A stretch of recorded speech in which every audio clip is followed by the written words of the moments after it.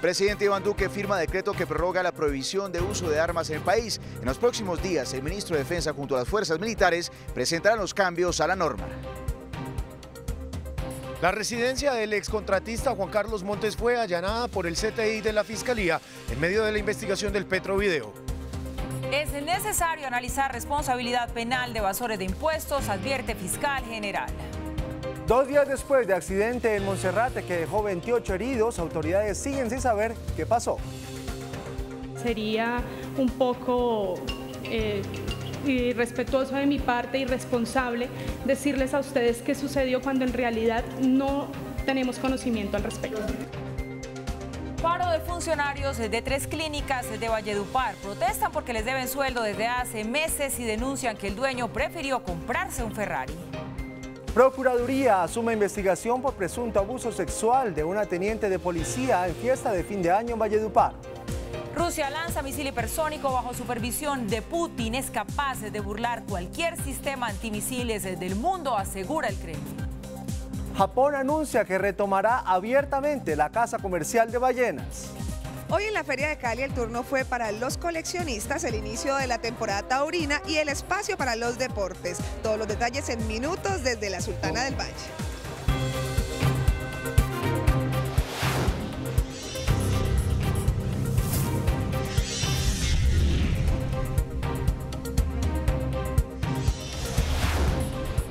Aquí comienza Red Más Noticias.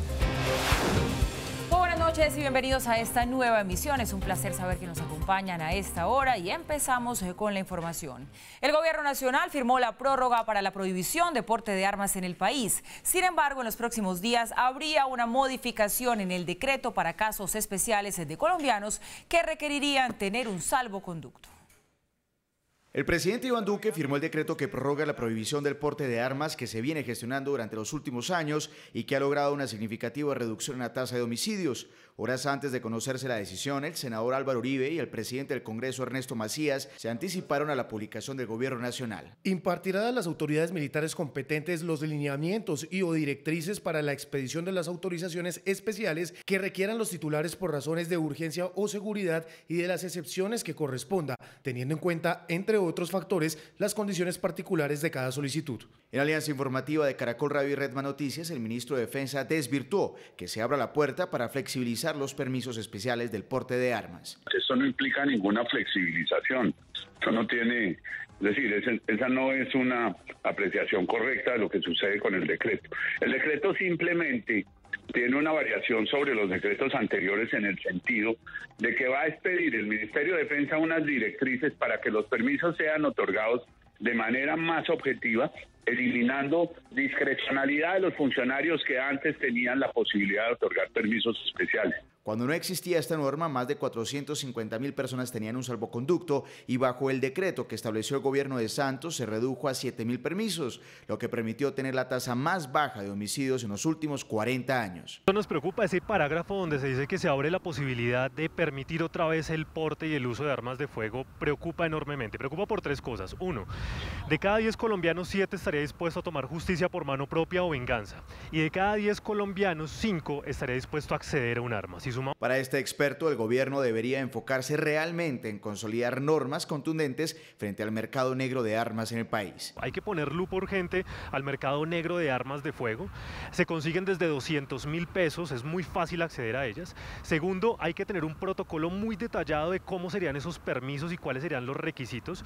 Y tercero, cómo se le haría seguimiento a esas personas que tuvieran esas armas para evitar que terminemos en enfrentamientos. Cristian Garcés, vocero del Centro Democrático en la Cámara de Representantes, solicitó junto a más de 50 congresistas al gobierno de Duque que modificara el decreto. Lo que va a hacer el gobierno es definir con el Ministerio de Defensa unos lineamientos, unas directrices a las autoridades militares que tengan unos criterios más claros de quién debe tener el derecho de portar de manera especial un arma o tener una excepción. El representante Garcés reconoció que hay ciertos grupos que requieren fortalecer su seguridad. Personas que pueden ser comerciantes, agricultores, ganaderos, empresarios, problemas que por su actividad económica o por la zona donde viven tienen problemas de seguridad. Desde el Congreso surgieron diferentes voces a favor y otras en contra. Queremos agradecerle por escuchar nuestro llamado y reglamentar el porte especial de armas. De esta manera, se analizará caso por caso las solicitudes de aquellos ciudadanos que requieran de esta protección especial. @Ernesto Macías. Celebro que el presidente Iván Duque haya prorrogado el decreto que prohíbe el porte de armas en el país. Habrá permiso especial para ciudadanos que así lo requieran y cumplan requisitos. Es una muy mala idea y es el viejo debate entre los que quieren armas para controlar la sociedad y los que preferimos educación y monopolio de las armas por parte del Estado. ¿Quién nos va a decir cuándo es una ocasión especial? Va a ver usted que todas van a ser ocasiones especiales y va a haber cientos de miles de más armas en nuestra sociedad y va a haber muchos más muertos. Los exministros del Interior Guillermo Rivera y Juan Fernando Cristo, junto al exviceministro Luis Ernesto Gómez, anunciaron que una vez termine la vacancia judicial, demandarán el decreto de porte de armas porque, según ellos, los permisos especiales reabrirían la puerta al rearme de civiles en Colombia. Mauricio, Giovanni, muy buenas noches a los dos, bienvenidos. Hola Paula, hola Giovanni. Hola Mauricio, Paula. Qué placer verlos. Pues bien, mire, con respecto a esta noticia que ha generado polémica, voces a favor y en contra, pues hay que decir que hasta ahora no se conoce el detalle de lo que serían las modificaciones que se le harían a este decreto y el gobierno ha sido muy enfático en decir que esto significa crear condiciones especiales, que no es lo mismo que flexibilizar, pero eso sigue siendo muy general y no se entiende bien qué es lo que va a traer de nuevo. Ahora, no se puede desconocer una idiosincrasia como la nuestra, como la colombiana armada.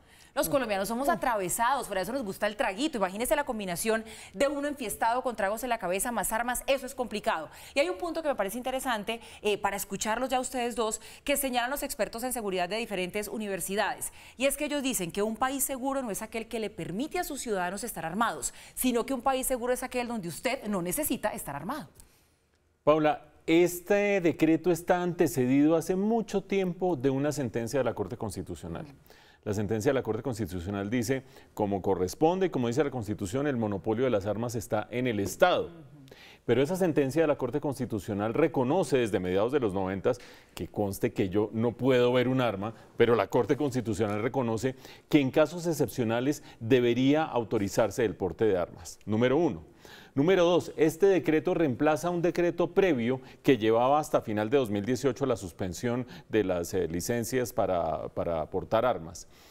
Ese decreto anterior también establecía, en consecuencia de lo que dijo la Corte Constitucional en los años 90, la posibilidad de casos excepcionales. Lo que nos dice el ministro de Defensa es, el nuevo decreto conserva en esencia la jurisprudencia antecedente, Corte Constitucional, decreto previo y demás, en dos sentidos. No hay la posibilidad de tener porte de armas, de tener unas posibilidades de porte de armas o licencias para porte de armas o permisos, salvo en situaciones excepcionales, pero lo que nos dice el ministro es que el nuevo decreto, a diferencia del que termina venciendo el 31 de diciembre de este año, establece unas pautas concretas. Ustedes vieron la copia del decreto, los mostrábamos en las imágenes, tiene esencialmente dos artículos. El segundo es el que dice, el Ministerio de Defensa reglamentará y establecerá las pautas con las cuales las autoridades relevantes terminarán dando los permisos especiales.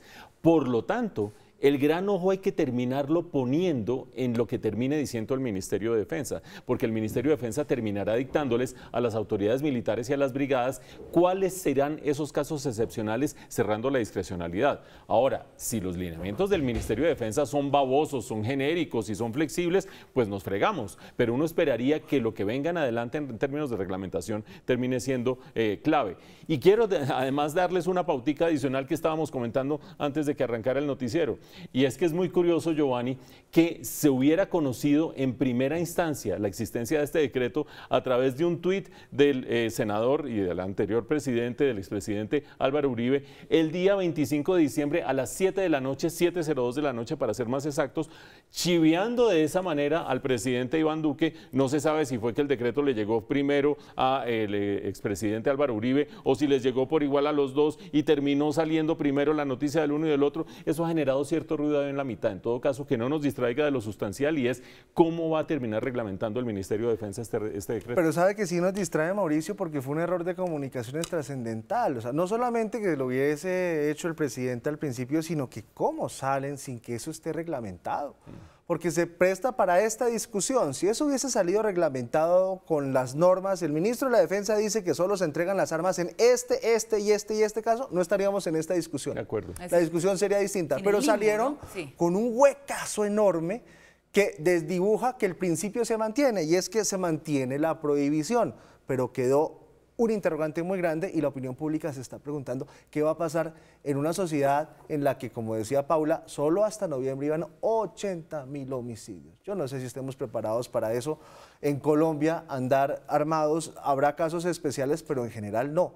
Y un paréntesis, hay países que sí permiten el uso de armas como Estados Unidos, Israel, ¿qué más? Pero es que allá casi todo el mundo presta el servicio militar, todo el mundo tiene formación. Pero además, mire todo lo que pasa en Estados Unidos, por ejemplo. Además, pero si uno como civil, sin formación militar, esa arma que usted saca, con esa misma arma lo pueden afectar a usted mismo. Yo creo que las armas son para los que saben, y estoy de acuerdo con usted, Mauricio, no para todo el mundo. Todos los reflectores puestos sobre lo que saque el Ministerio de Defensa, rapidito, porque si no, ¿qué pasa el 31 de diciembre en adelante? Tiene que salir esta semana, Mauricio. Acabar con ese limbo, eso es cierto. Bueno, la Fiscalía General allanó la casa del ingeniero civil Juan Carlos Montes en medio de la investigación por el denominado Petrovideo. La Fiscalía trata de establecer si el excontratista le mintió a la justicia. Vamos con Juan Carlos Giraldo, que tiene más información. Chicho, buenas noches. Así es, muy buenas noches. Pues este allanamiento fue ordenado por el fiscal encargado del caso, quien al parecer habría encontrado anomalías en las declaraciones que Juan Carlos Montes le habría entregado a la fiscalía. Hay que decir que la fiscalía no lo ordena dentro del proceso del senador Gustavo Petro, pues este proceso se está llevando ante la Corte Suprema de Justicia. El fin del allanamiento es establecer la legalidad del dinero que Gustavo Petro guardó en una bolsa y que le fue entregada por el polémico contratista. En ese sentido, fuentes de la Fiscalía revelaron que al parecer hay inconsistencias en el interrogatorio que Juan Carlos Montes entregó a la Fiscalía, razón por la cual se decidió recopilar posibles evidencias nuevas. Los investigadores del caso recuperaron información que será contrastada con las explicaciones que entregó Montes en el proceso, además de algunos documentos que soporten el supuesto préstamo que recibió Gustavo Petro para su campaña. Las evidencias se sumaría a todo el material probatorio que ya existe, parte del cual fue enviado a la Corte Suprema, tribunal que adelanta la investigación contra el senador. El fiscal general advirtió que es necesario analizar la política carcelaria tras la aprobación de la denominada Ley de Financiamiento, en la que se endurecen las penas contra los evasores de impuestos. Según el jefe del ente acusador, será necesario estudiar a fondo la implementación de la medida, en el sentido de que en la actualidad perseguir a los evasores de impuestos es una tarea titánica. De tal suerte que se requerirá siempre que la DIAN inicie su actuación para establecer este tipo de conductas y luego lo hará la Fiscalía General de la Nación. Habrá que establecer hacia adelante de qué número de casos se trata, pero siempre a partir de la iniciativa de la DIAN. Martínez además señaló que al aumentar las penas por ocultar patrimonio y evadir las obligaciones tributarias, se podría generar una mayor problemática para el sector carcelario. La decisión de política pública que nosotros hemos respetado y hemos acompañado, y por supuesto si hay más recursos fiscales vamos a resolver el problema de hacinamiento carcelario. Las medidas estaban implementadas desde la pasada reforma tributaria, sin embargo los castigos serán más severos y se aplicarán para aquellos que evadan impuestos desde los 3.900 millones de pesos.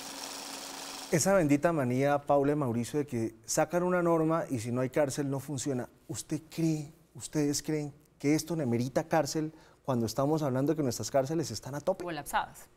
Pues es que son dos problemas distintos, Giovanni. Uno diría que la decisión o la norma que establece de 48 a 108 meses de cárcel, más una multa de la quinta parte del 20% de aquello que se evadió, ya sea porque usted no declaró sus activos o porque declaró unos pasivos en exceso, cualquiera de los dos casos que se pase de 3.900 millones de pesos para todos aquellos que puedan manejar esas cifras, que no serán muchos en el país.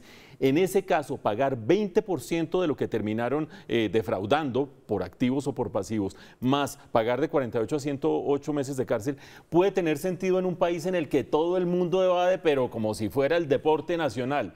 Pero Giovanni tiene razón en la medida, y la nota también del fiscal, por supuesto, en la medida en que en Colombia las cárceles, 30 y pico de cárceles que hay en el país, tienen un aforo de unos 75.000 presos, más o menos.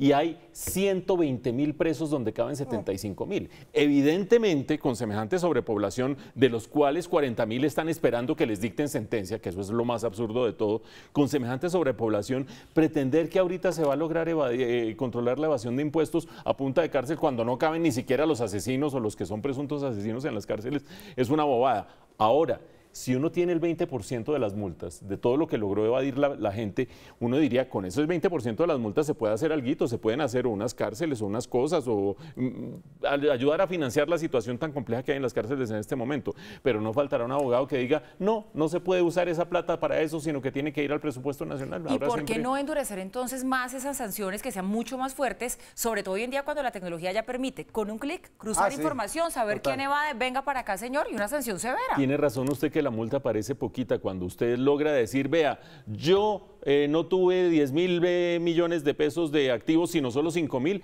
Esos 5.000 que terminó bajando por debajo de la manga y por debajo de la mesa, no se le debería cobrar solo la quinta parte, sino cobrar un poquito más de multa. Hay un punto adicional, dicen los críticos, la norma puede llevar a que el gobierno de turno persiga a sus opositores políticos a través de la DIAN. ¿Dará para tanto? No, pero yo creo que eso se aplicaría para cualquier norma que termine grabando a ciertas personas o que termine implicando persecución para ciertas personas. Creo que no aplicaría en ese caso. Muy bien. El gobierno envió a la Corte Suprema el documento de las Naciones Unidas en el que se pide que se le garantice un proceso en segunda instancia al exministro de Agricultura Andrés Felipe Arias. Decidimos darle traslado a la autoridad competente, que es la Corte Suprema de Justicia. Solamente es la Corte la que puede decir si reabre el proceso para que haya una segunda instancia como lo dice el concepto de Naciones Unidas. No es el gobierno nacional. Y miren esta historia, los funcionarios de 3 clínicas de Valledupar anunciaron un paro por el incumplimiento de los pagos a los trabajadores. La decisión se da un día después de que la emisora local denunciara que uno de los dueños de las clínicas se había comprado un Ferrari. La información la tiene nuestra corresponsal en la capital del Cesar, Daniela Cárdenas. Daniela, buenas noches y adelante.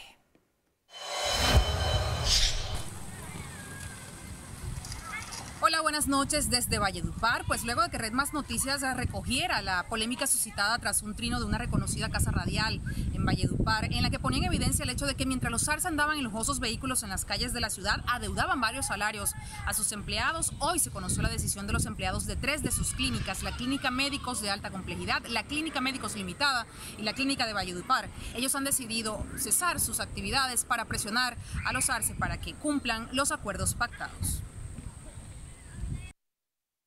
Luego de que Red Más Noticias registrara la polémica suscitada por el trino de Radio Guatapurí, en el que se cuestionaba el hecho de que los ARCE, dueños de las mayorías de clínicas de Valledupar, adquirieran costosos vehículos mientras adeudan varios meses de salario a sus empleados, hoy se conoció la decisión de los trabajadores de varias de esas clínicas de hacer un cese de actividades. Con el señor Carlos se había hecho un preacuerdo que él el mes de enero y el mes de febrero nos los iba a cancelar a final de cada mes que fuera pasando, y el señor no se ha reportado a dicha fecha. En el anuncio que se hizo a través de un comunicado compartido en redes sociales se lee: el señor Carlos Arce no nos ha querido pagar los 4 meses y las 2 primas del presente año. Él anda diciendo por otros medios que va al día, pero es mentira. Eso fue una reunión que él nos realizó y nos dijo que con las glosas que había en la institución, él tenía para consignarnos a nosotros, y porque si nosotros necesitábamos plata, que buscáramos un marido con plata, porque él no nos iba a cancelar. De acuerdo con una enfermera de la Clínica Médicos de Alta Complejidad, de propiedad de Carlos Arce, quien prefirió proteger su identidad, uno de los hermanos aseguró no tener dinero para pagarles la deuda, que en su caso ronda los 5 millones de pesos. O sea, eso es un descaro grandísimo, porque es un carro que vale 1.000 millones de pesos, donde aquí en Valledupar no hay carretera donde andarlo, y lo monten en una grúa para irlo a lavar en el lavadero Biblos, mientras que a nosotros nos tiene sin dinero. Además, aseguran tener miedo de que sean despedidos si se atreven a denunciar. El monopolio de ellos es que el que los denuncia o el que habla algo de una vez despedirlo de la clínica sin justa justificación. Entre las clínicas de propiedad de los Arce se destacan la Clínica Laura Daniela, hoy en líos judiciales por la muerte de los bebés fallecidos por la aplicación de un medicamento presuntamente falsificado. Frente a las denuncias de los trabajadores, Carlos Arce aseguró a Red Más Noticias que se abstendrá de dar declaraciones y que si los trabajadores quieren quejarse, pueden hacer la denuncia ante la oficina de trabajo. La investigación continúa alrededor del accidente que se presentó el pasado lunes en el teleférico de Monserrate, pues aún se desconocen las causas del incidente. 2 días después del choque en el teleférico de Monserrate, la compañía encargada no conoce los motivos que generaron el incidente. Por el momento sabemos que el teleférico a las 4:29 de la tarde no frenó exactamente como debió hacerlo. Sin embargo, se ha iniciado una investigación para establecer las causas que pudieron haber llevado a esta situación y, por supuesto, cuando esta concluya les informaremos oportunamente.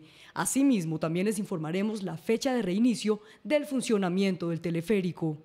Fueron casi 30 personas las afectadas, una de ellas Etelvina Tunorosa, de 62 años, quien fue hospitalizada nuevamente por las contusiones que sufrió el pasado lunes. La van a tener en cuidados porque no puede respirar por sí sola, está bastante inflamada, tiene hematomas por todo el cuerpo, porque ella recibió el impacto de espalda. Ambas víctimas manifestaron no haber recibido apoyo de la administración del Cerro de Monserrate. Estamos esperando que se comuniquen con nosotros, estamos aquí dispuestos a atenderlos para lo que necesiten. Nuestra prioridad es que ellos se encuentren bien y la seguridad de las personas que nos visitan. La compañía afirmó haber realizado el mantenimiento correspondiente antes de la temporada navideña, además de los chequeos que se realizan diariamente. Por ahora se desconoce la fecha de reapertura del teleférico. Los visitantes tendrán que llegar a la cima a través del funicular o la zona peatonal. Óigame, Paula, ¿a usted le parece que se compadece con Bogotá que 48 horas después no sepan qué pasó? No, mire, es gravísimo, es serio, es preocupante, porque es que estamos hablando del sitio turístico por excelencia de la capital del país. Y estar en ese limbo, que espero no continúe y no se nos vaya a olvidar mañana y nos quedemos así, sino que las investigaciones se realicen, se den a conocer a la opinión pública, pues es importante, porque si no, esto empieza a generar una desconfianza muy seria en el transporte del Cerro de Monserrate, y ustedes saben lo que esa desconfianza significa en todas las consecuencias que trae, ¿no?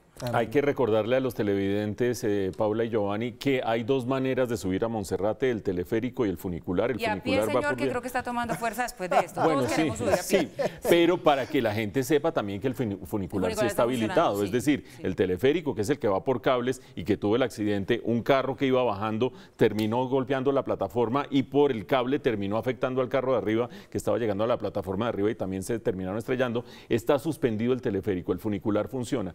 Estoy de acuerdo con la pregunta de Giovanni, o mejor dicho, le respondo yo, aunque no me lo preguntó a mí. Me parece inaudito. Son 48, ya vamos para 36 horas después del accidente, o estamos en 36 horas después del accidente, ni más ni menos, y todavía no hay respuesta. Las autoridades dicen, según la ley, la que termina respondiendo es la empresa que maneja el teleférico, es decir, las autoridades dicen yo no puedo asumir la investigación y yo no puedo dar ninguna explicación, y la empresa termina diciendo, en algún momento lo terminó diciendo ayer, que me parece absolutamente infame, ustedes tendrán que entender que mientras había un festivo de por medio, entonces se nos demoran un poquito las investigaciones.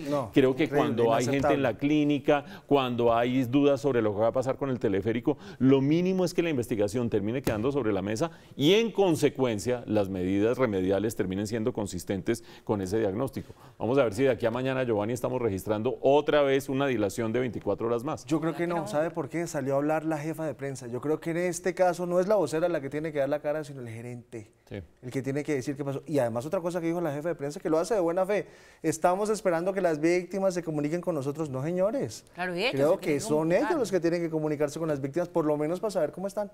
Esperando por lo menos que tengan el registro de las víctimas, por lo menos, ¿no? La Procuraduría asumió directamente la investigación por el caso del presunto abuso sexual a una teniente de la policía durante una fiesta de fin de año de la institución en Valledupar. El Ministerio Público le solicitó a la Policía Nacional trasladar el expediente de la investigación para manejarlo por poder preferente y aclarar el episodio de la presunta violación a la uniformada. La Procuraduría tomó 3 decisiones fundamentales. Nombró una comisión que hará una inspección al casino de oficiales de la policía. Pidió el listado completo de los capitanes que participaron en la fiesta y la asignación de habitaciones que les correspondió. Y examinará detalladamente los videos de las cámaras de seguridad, así como las minutas de las órdenes de servicio del comando desde el 22 hasta el 26 de noviembre, fecha en la que se habría habrían producido los hechos. Varias mujeres se han comunicado conmigo a expresarme también sus casos similares que han vivido y que por temor a cualquier represalia institucional o algún tipo de señalamiento han sido temerosas para denunciar. Asimismo pidió un informe detallado de las medidas que adoptaron el comandante y subcomandante de la policía de Cesar una vez tuvieron conocimiento del episodio. 8 muertos y 11 heridos dejó el accidente de un bus en San Mateo, Boyacá. El vehículo, que según las autoridades no estaba afiliado a ninguna empresa de transporte, rodó a un abismo de unos 150 metros. Una de las hipótesis apunta a que el conductor no puso bien el freno de mano cuando se estacionó. Organismos de socorro y bomberos trabajan arduamente para combatir un incendio en las inmediaciones de la represa de Prado, en Tolima. El incendio forestal se presenta desde hace 3 días. Helicópteros de la Fuerza Aérea apoyan la avanzada de los organismos de socorro en tierra. Este incendio ya deja más de 200 hectáreas afectadas. Mientras tanto, en Ibagué ya se han presentado al menos 8 incendios por cuenta de las altas temperaturas, y es que dicen que alcanza los 35 grados y subiendo.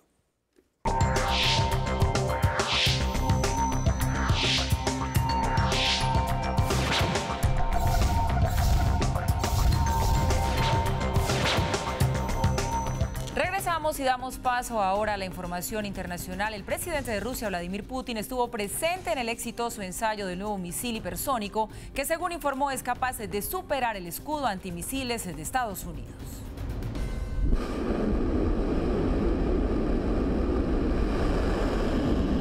Así despegó el misil hipersónico Avangard, el cual en pocos segundos logró recorrer una distancia de 6.000 kilómetros. El presidente de Rusia, Vladimir Putin, supervisó de cerca, desde el Centro Nacional de Mando, el lanzamiento del misil que describió como un arma invencible. El nuevo sistema Avangard es invencible para los sistemas aéreos de hoy y del futuro. Es un gran éxito y un gran logro. Según el presidente Putin, el misil Avangard es capaz de superar el escudo antimisiles de Estados Unidos, país que hace semanas anunció su deseo de retirarse del Tratado de Fuerzas Nucleares de rango intermedio, lo que le da luz verde al Kremlin a desarrollar nuevos y más poderosos armamentos nucleares.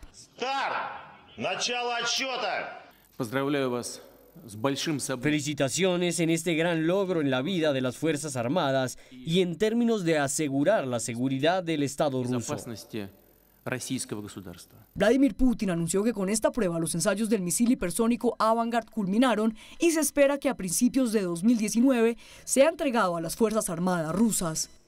Bueno, muy activo Vladimir Putin últimamente hablando del tema nuclear, del tema armamentístico, pero recojamos esa pregunta que dejamos en el tintero y es ¿qué significa este hecho? ¿Qué debemos leer entre líneas? Y bueno, también ¿qué representa este avance de que ya se pueda violar un escudo antimisiles? Yo creo, Paula, Giovanni, televidentes, que estamos asistiendo a la lenta muerte de toda una era que arrancó en 1987 con la suscripción del acuerdo de prohibición de armas nucleares de corto y mediano alcance, firmado, para que vean lo histórico de ese acuerdo, firmado por Ronald Reagan por parte de Estados Unidos y por Mikhail Gorbachev, en ese momento por parte de la Unión Soviética. Ese fue el comienzo de la Guerra Fría, el decir las dos potencias, vamos a prohibir la proliferación nuclear y vamos a empezar a eliminar armas nucleares. Se acabó la Unión Soviética y en el año 91 las repúblicas soviéticas suscribieron el mismo acuerdo y sin haber suscrito el acuerdo empezaron a destruir armas nucleares. Bulgaria, República Checa, Hungría, Alemania, mejor dicho, fue ese acuerdo el que fue terminando con el escalamiento nuclear.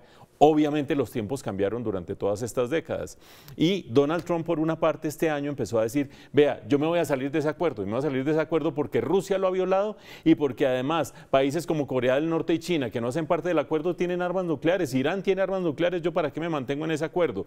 Y ante la bravuconada de Trump, que tiene su justificación hasta cierto punto, pero cualquier cosa justificada, dicha con el estilo de Donald Trump suena inmediatamente a bravuconada, ahora Vladimir Putin le responde, pues mira, yo te tengo los Avangard que violan cualquier tipo, que pueden burlar cualquier tipo de defensa nuclear por parte de Estados Unidos. Mejor dicho, entre una potencia poniéndole a la otra el alfil, el otro le pone el caballo, el otro le saca la dama y demás, y el resto del mundo mirando cómo vuelve a recuperarse la escalada armamentista nuclear. ¿Eso quiere decir que arrancó la Guerra Fría parte 2, ahora sí en serio? Pues la Guerra Fría era entre dos potencias, ahora métale usted a China de por medio, y en términos de potencias nucleares otros cuantos, pero en términos de potencias políticas, geopolíticas y económicas, China, Rusia y Estados Unidos, y ahí en la mitad otros con armas nucleares, Corea del Norte, Irán, unos más desaforados que otros. La cosa es mucho más compleja que en la época de la Guerra Fría, donde por lo menos había control de uno hacia el otro. Claro, ahora hay más jugadores poderosos todos, ¿no? El tema ha cambiado. Y súmele el carácter de los dos presidentes, el de Trump y el de Putin. Gatillo flojo los llaman. Qué susto. Qué susto, de acuerdo. Una noticia muy triste. En menos de un mes, otro niño murió bajo la custodia de la patrulla fronteriza en Estados Unidos. También era de Guatemala y solo tenía 8 añitos. Y además murió el día de Navidad. Felipe Gómez Alonso tenía 8 años, nació en Guatemala y buscaba un futuro junto a su familia en Estados Unidos.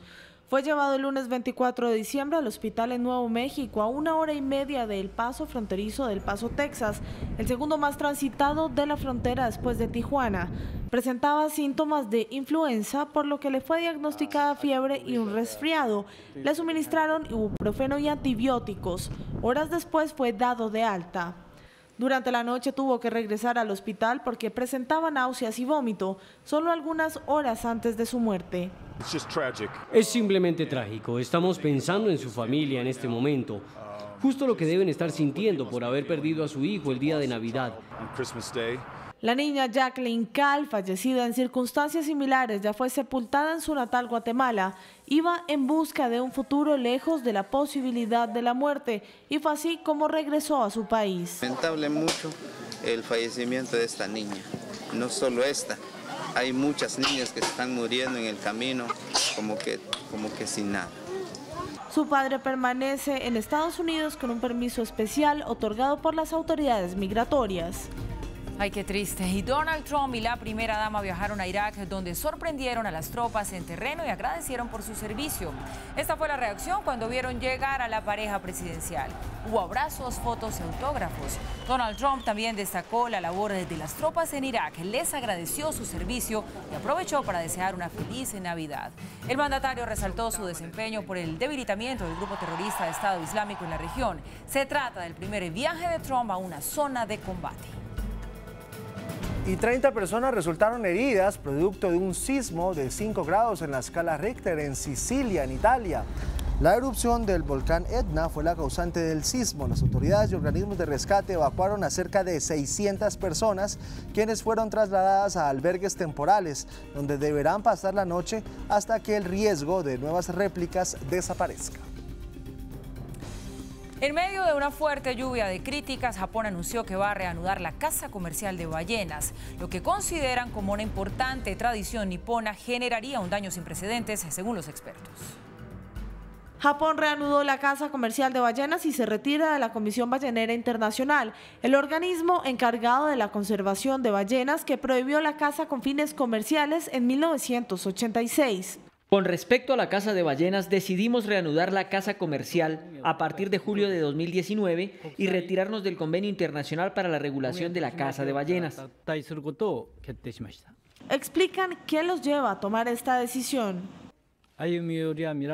Los países que se centran exclusivamente en la protección de las ballenas no acordaron tomar medidas tangibles para alcanzar una posición común. Y en septiembre se hizo evidente que no es posible buscar la coexistencia de los estados con diferentes puntos de vista, lo que llevó a esta decisión. En 1951, Japón se adhirió a la Comisión Ballenera Internacional, que protege a los cetáceos. Ahora el gobierno anunció su salida y reanudación de la caza comercial en 2019. Pues ahí está esta noticia que por supuesto no cae bien cuando el mundo está buscando es alinearse en pro de cuidar este planeta, que es nuestra casa y que nos está enviando señales de que las cosas no van bien. Otro caso en el cual se termina o se va erosionando lentamente los acuerdos multilaterales. Antes estábamos hablando del tema nuclear, ahora estamos hablando de la protección a las ballenas. Un acuerdo que, como nos decía Ana María en la nota, tiene más de 30 años, tiene 32 años o algo así, casi 90 países comprometidos a preservar las ballenas, los que hayan tenido el privilegio de ir, por ejemplo, a la bahía de Utría, ver ese espectáculo de esos seres que parecen casi que prehistóricos, una cosa alucinante, y todo el mundo diciendo, bueno, vamos a proteger las ballenas, y resulta que se empieza a romper ese acuerdo, se empieza a romper esa convención. Terminan diciendo los japoneses, vea, nosotros vamos a hacerlo de manera segura en nuestro propio territorio, en nuestras propias aguas territoriales, no nos vamos a meter en las aguas territoriales de los demás. Los japoneses dicen, ya nos antecedieron Noruega e Islandia, que ellos mismos han estado cazando ballenas con fines comerciales, y lentamente se van acabando esos acuerdos internacionales, esos acuerdos multilaterales que servían como un candado para distintos propósitos. Como digo yo, estamos entrando a una nueva era en que cada cual va a hacer lo que se le da la gana en muchas cosas. Puede sonar exagerado, pero si ustedes se ponen a mirar desde las armas, pasando por el comercio internacional en la Organización Mundial de Comercio, hasta estos temas ecológicos, todo el mundo está empezando a romper los acuerdos. Es una crisis del multilateralismo a nivel global en todos los aspectos. Además, el mal ejemplo, Mauricio, porque si Japón lo hace, si Noruega lo hace, si Islandia lo hace, pues otros países también lo empiezan a hacer hasta que los exterminan. Y se acabó el problema. Y esos 89 países van a terminar reducidos a quién sabe cuántos, que van a terminar respetando algo que los demás ya no respetan.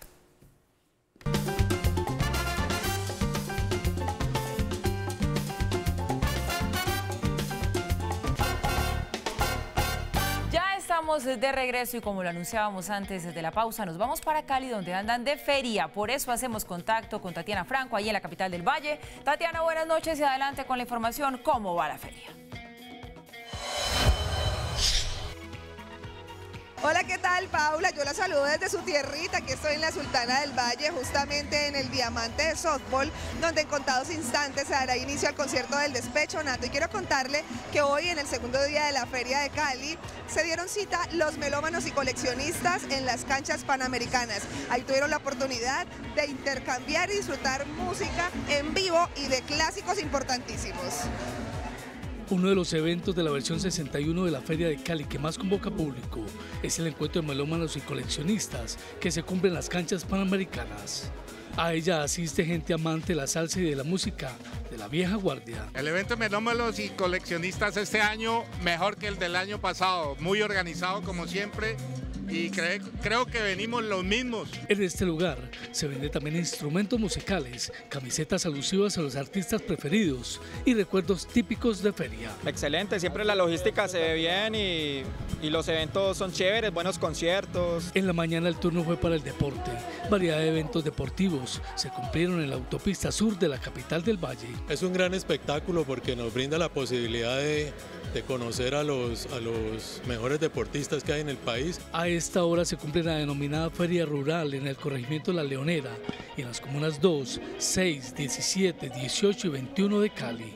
En el Diamante de Softball, por su parte, se cumple el concierto del Despechonato. Y en esta feria no solamente hay espacio para la diversión, también para el deporte. Hoy se llevó a cabo el circuito de ciclismo organizado por Harlinson Pantano en el sur de la ciudad. En esta oportunidad hubo espacio también para que se dieran cita los pesos pesados del deporte.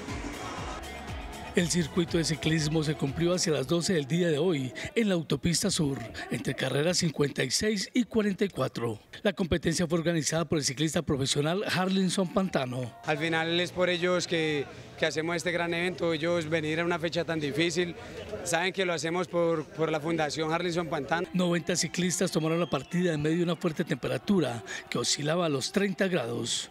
Varios ciclistas reconocidos se hicieron presentes en este evento, incluido dentro de la versión 61 de la Feria de Cali. Bueno, es una carrera muy bonita, es una carrera en la que reúnen muchos buenos corredores pues, colombianos del World Tour. Por momentos, varios ciclistas se quedaron rezagados. Por su parte, los asistentes disfrutaron de un espectáculo de alta velocidad y de mucho esfuerzo físico. Haber llevado el deporte a la calle más importante de la feria, que es la calle de la feria, pues le da un mensaje a Colombia y al mundo de lo apreciado que es el deporte en esta ciudad y que hay, digamos, gente para la rumba, pero esa gente que va a la rumba también hace deportes. La competencia fue ganada finalmente por Weimar Roldán. Premios en efectivo recibieron los primeros lugares. Mejor dicho, lo que hay es programación para toda la familia, muy pendiente, desde muy temprano salir de sus casas el día de mañana, porque se estará llevando a cabo el desfile de autos clásicos y antiguos por la autopista sur. Además, también pueden disfrutar de la feria rural y comunera o de los festivales juveniles. Mejor dicho, lo que hay es fiesta en este momento, Paula. Yo me despido desde su tierrita y me quedo acá en la fiesta del Despechonato. Chao, chao. Chao, Tatiana, muchísimas gracias. Y como dice la canción del grupo Nietzsche, ay, mi Cali. O sea, de 1 a 10. Todo, señor. De 1 a 10, ¿qué tan duro le da no estar allá en ese concierto? 25. ¿Está despechonato no, usted es también? que desde que llegó al Consejo de Redacción está reclamando que por qué no está en la Feria de Cali. Bueno, es que usted es de acá, usted también, ¿usted, Andrés? Bogotá, no. Ah, claro, cuando uno está lejos de su tierra, es que me van a entender algún día cuando esté lejos de su tierra en una fecha especial. Pero les quería preguntar, ¿todos los aquí presentes han ido a la Feria de Cali alguna vez? Sí. Yo he ido a la Feria de Cali. ¿Sí? Yo sí. Alguna vez. ¿Qué es lo que más les ha gustado de la feria? Vea, no, ¿sabe qué me gusta a mí de esta feria? De esta feria. Y de los últimos 3 o 4 años, antes la feria era toros, cabalgata y reinado. Sí. Y sin cabalgata nadie concebía que existiera la feria. Y cuando en 2014, 2015 se decidió que no había más cabalgata por los desórdenes, por el despelote y demás, se acabó la feria. No, la feria sobrevive y los autos clásicos y el salsódromo y los distintos eventos, mejor dicho, el espíritu de feria se mantuvo y se transformó. Es verdad, y el salsódromo sí que le ha dado un valor cultural y de arraigo muy importante a la Feria de Cali, y ese es un punto a favor, que hay que abonárselo a la feria. ¿Cuál es la banda sonora de la Feria de Cali para usted? Su banda sonora de la Feria de Cali. Yo le tengo la mía aquí. Mi banda sonora, bueno, muchas del grupo Nietzsche y Guayacán, esas están ahí como en primer lugar, y música del Pacífico, que suena bastante en la Feria de Cali. Por un lado venteado. Claro. Yo a la Feria de Cali que fui me acuerdo del agarro bajando de Gilberto Santa Rosa. Esa fue la que me tocó a mí. Inolvidable. ¿Qué? No, muy bien. Muy bien el tema. O sea, muy bien que... A usted, señor, lo que más le gusta. A mí lo que me gusta es que esto es, como dicen los entendidos, un patrimonio inmaterial que tiene Colombia. Sí. El orgullo con que yo veo, aquí hay presentadoras caleñas, Paula García, Alejandra Gómez, sí, también casi llora el domingo porque no estaba en Cali. Pilas porque la otra llamada también. Imagínense, entonces tenemos ese orgullo que sienten los caleños y que lo tenemos los colombianos y se lo heredamos a los demás. Muchos cantantes de todas partes del mundo quieren venir aquí a lucirse en la Feria de Cali porque saben lo importante que es. ¿Qué pasaría si yo mañana salgo desde Cali, por ejemplo? No, le preguntamos a Juan Lozano ahorita. Hagamos una vuelta ahorita. Oye, ¿será que sobrevive la Feria de Cali sin toros? Sí, a la larga todo se transforma, Giovanni. El espíritu celebratorio está allí, todo se transforma. Es cuestión de acostumbrarse, pero bueno, no sabemos si esa evolución se va a dar o no. Por lo pronto, aquí nosotros nos despedimos de esta emisión hablándoles a ustedes de la Feria de Cali. Mañana nos vemos a la misma hora, así que los desde esperamos. Bogotá, ¿no? Buenas noches, no lo sé, esa conversación la vamos a tener, de pronto mañana salgo desde Cali. Vamos a verlo. Buenas noches.